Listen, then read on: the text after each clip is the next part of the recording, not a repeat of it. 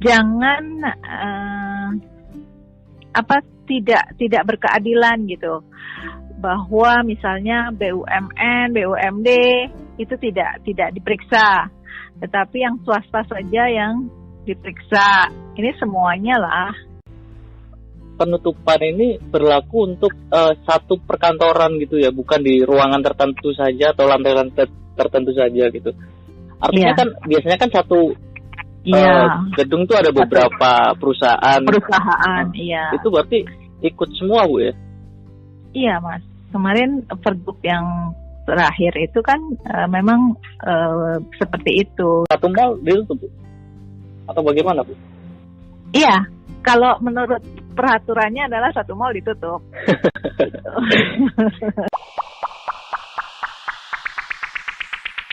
Kira lupat mau 6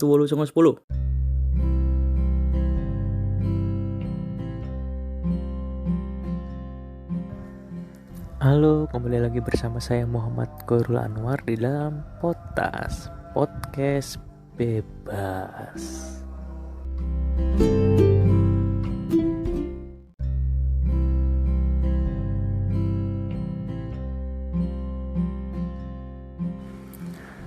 PSBB ya, sebuah singkatan yang belakangan lagi naik daun, bukan PSSI, bukan juga singkatan nama-nama klub di Indonesia seperti PSBI atau PSBK Blitar, tapi adalah pembatasan sosial berskala besar.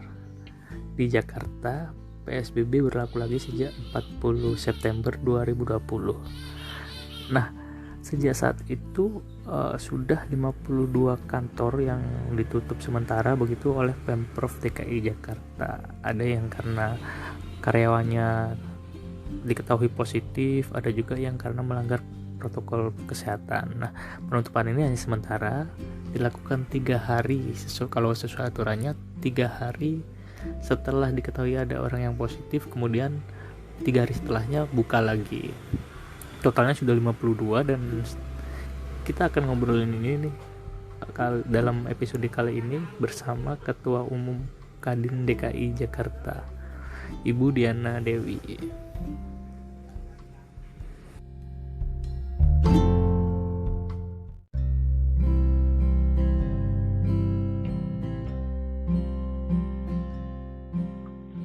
Halo. Halo, selamat siang, Bu. Assalamualaikum.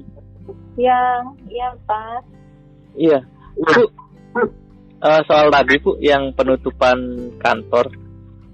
Ya. Kalau dari Kadin selama ini diajak koordinasi nggak sih, Bu? Iya, waktu kemarin sebelum PSBB yang kedua saja kami sudah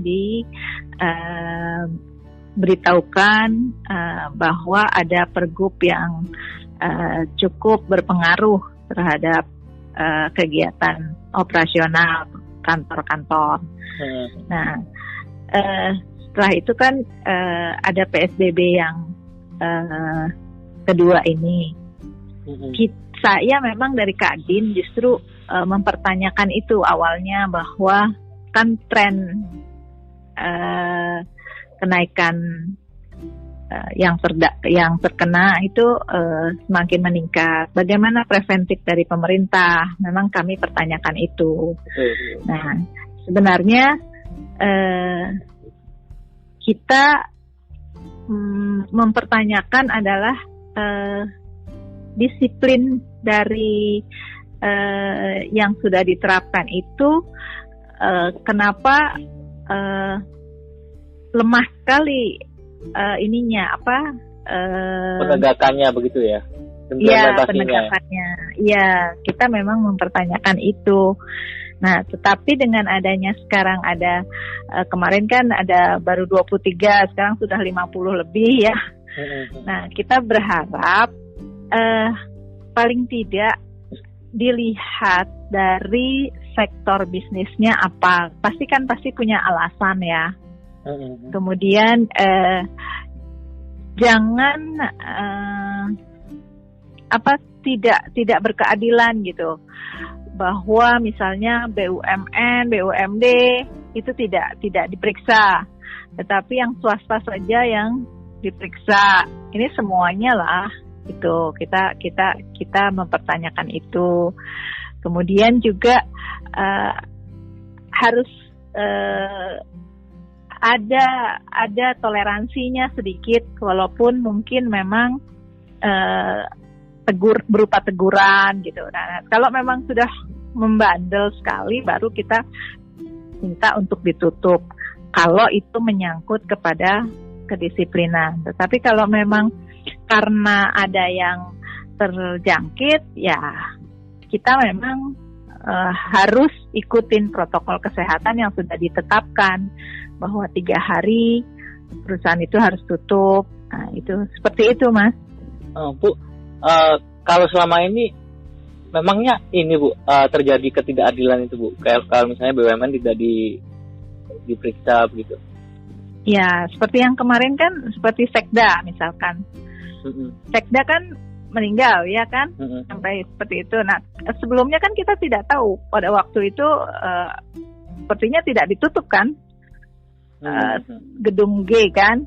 Nah, setelah banyak masyarakat yang menyampaikan, baru diumumkan, ya kan? Yang seperti ini, teman-teman di pelaku juga menyampaikan, termasuk masalah take away, ya kan?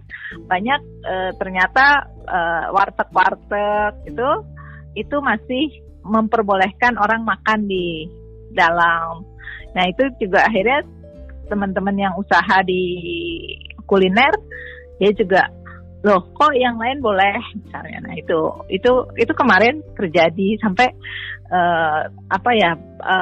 Satpol PP itu, kita juga ada foto-fotonya dikirimkan bahwa ya mereka akhirnya lakukan, tapi mereka tutup.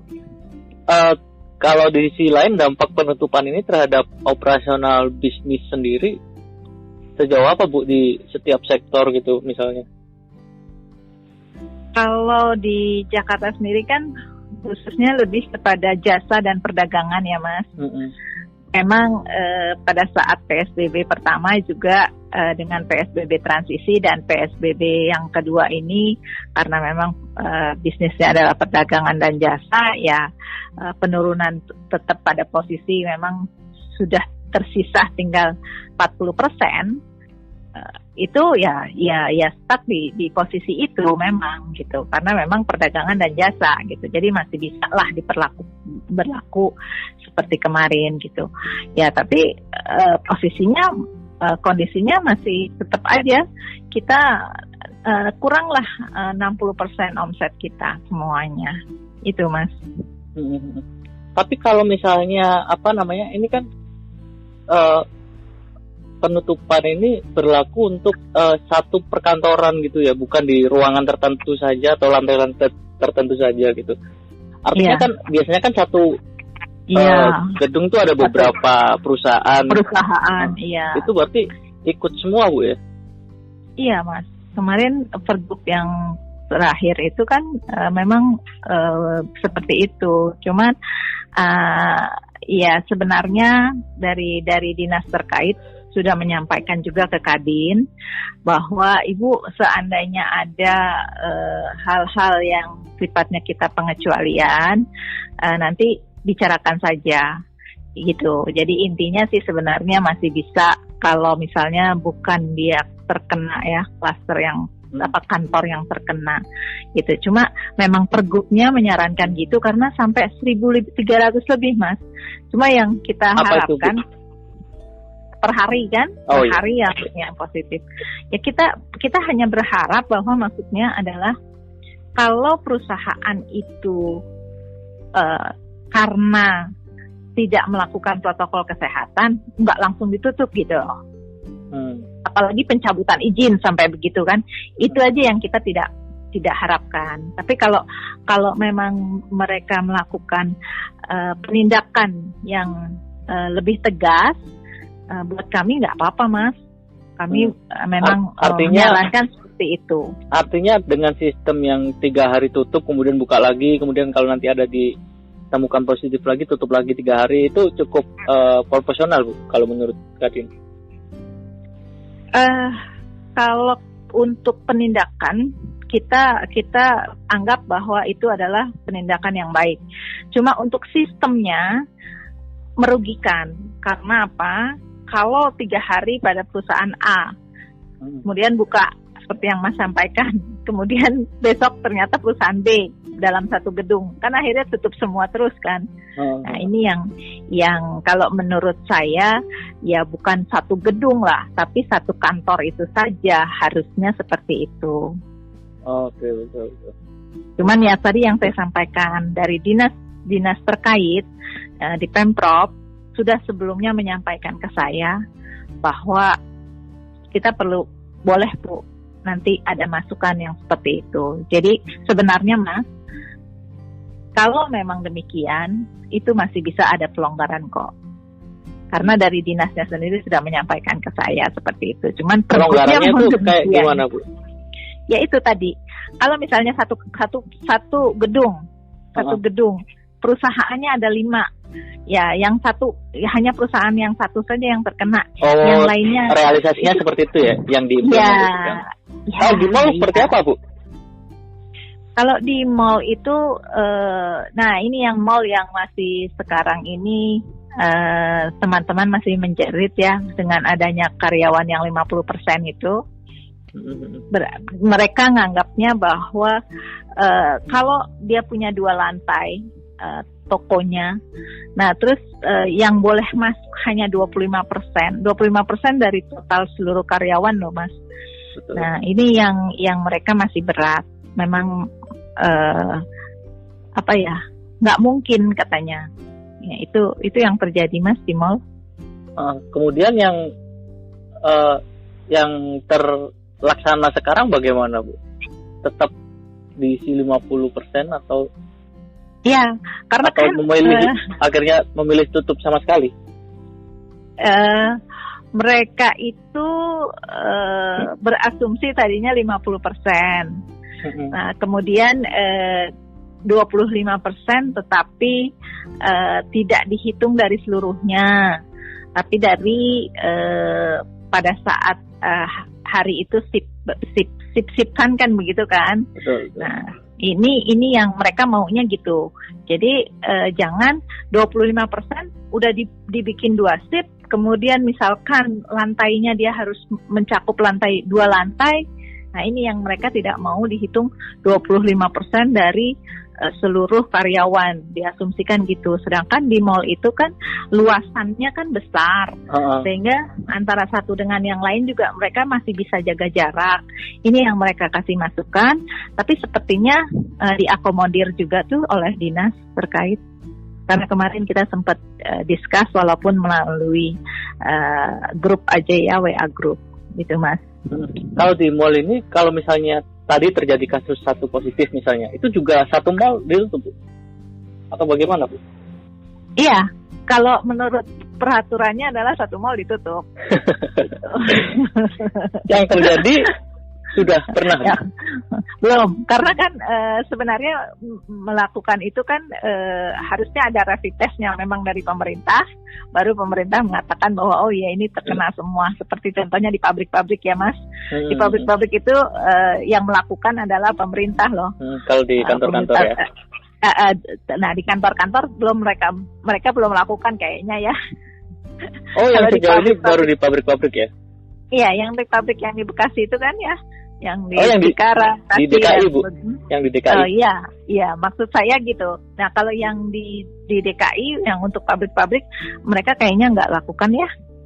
Mereka hanya klaster tertentu saja yang mereka lakukan, sehingga belum ada yang akhirnya ditutup satu mall gitu. Nggak ada Mas. Bu, ada nggak sih Bu, apa kayak misalnya pengusaha atau perusahaan-perusahaan yang dia tuh berinisiatif untuk melaporkan sendiri begitu tanpa menunggu disidak? Kan ada tuh perusahaan-perusahaan yang mengetes karyawan-karyawannya gitu. Iya. Sebentar ya Mas. Iya boleh ya, masuk ya. Ya. Halo, ya Mas, maaf ya. Mas. Gimana Mas? ada nggak sih Bu perusahaan yang inisiatif gitu melaporkan ke Pemprov bahwa karyawannya ada yang positif, tapi mereka minta kelonggaran begini gitu? Iya, ya ini Mas, yang saya beberapa kali sampaikan juga bahwa menganggap bahwa penyakit ini aib gitu, sehingga malu biasanya untuk melaporkan, kemudian tidak berniat untuk melaporkan. Ini yang sebenarnya kan harusnya salah kaprah ya kalau kita bilang ya, karena kan sebaiknya dilaporkan dan sebaiknya memang kita preventif sendiri gitu. Nah ini yang ya kita berharaplah masyarakat semuanya menyadari ini, jadi dengan kesadaran sendiri untuk menutup kantornya, kemudian yang lainnya bisa dilakukan rapid test. Karyawan yang lain, nah gitu. Tapi ada beberapa perusahaan yang memang sudah melakukan dia ada karyawannya yang sakit, kemudian mereka mengadakan rapid test sendiri, kemudian mereka lakukan WFH sendiri, itu ada dengan. Tetapi tidak dilaporkan ya? Tidak dilaporkan. Oke. Iya Mas. Oke Bu, sementara itu dulu Bu. Baik Mas, makasih Mas.